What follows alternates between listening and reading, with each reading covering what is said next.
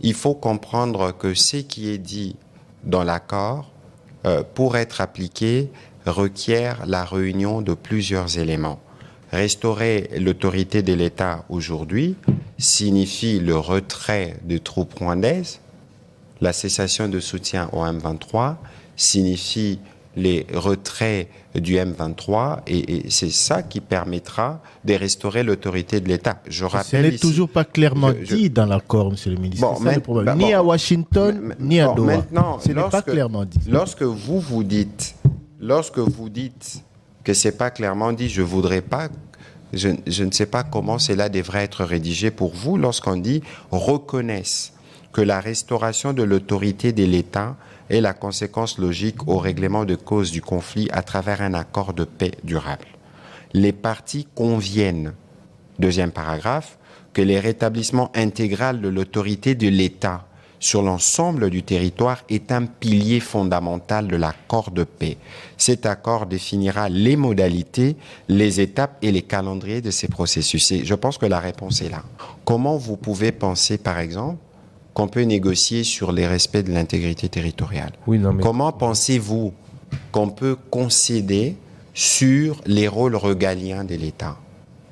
On ne va pas confier la sécurité de notre population à des forces rebelles. À la MONUSCO? À la MONUSCO non plus.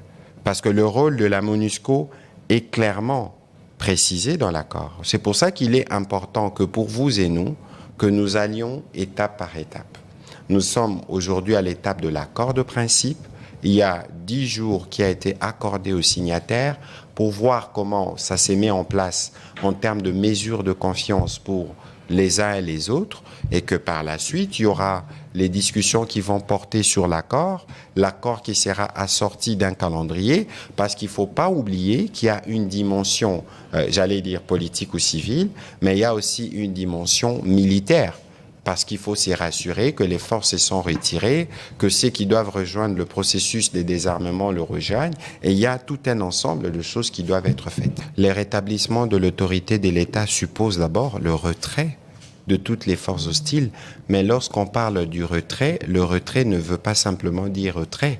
Le retrait, ça veut dire vous venez, vous les identifiez, ces forces, où est-ce qu'elles se trouvent, vous identifiez les types d'armement qu'ils ont et vous mettez en place un processus transparent. N'oubliez pas que dans l'accord, par exemple, de Washington, là, au point 3, on vous parle du mécanisme conjoint des coordinations de la sécurité qui va réunir les deux parties. N'oublions pas que toutes ces choses sont des choses qui sont reliées. Le M23, rappelons-le, a été soutenu, financé, armé par le Rwanda.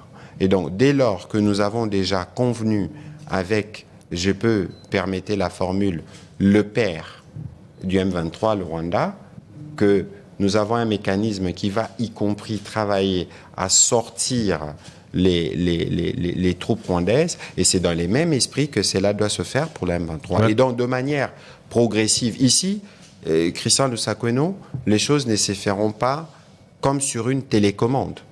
On met en place le processus, on vient, on constate, et que progressivement, les retraits s'est fait. Et je crois que le calendrier qui viendra, parce qu'il sera travaillé y compris avec des militaires, ils viendront nous indiquer les différentes phases qui permettront le retour de l'administration. Mais ici, il faut considérer qu'il n'y a pas de débat sur le fait que l'autorité de l'État doit être établie, et dans tous les textes qu'il y a devant vous et dans tous les instruments auxquels ces textes se réfèrent, c'est bien clair.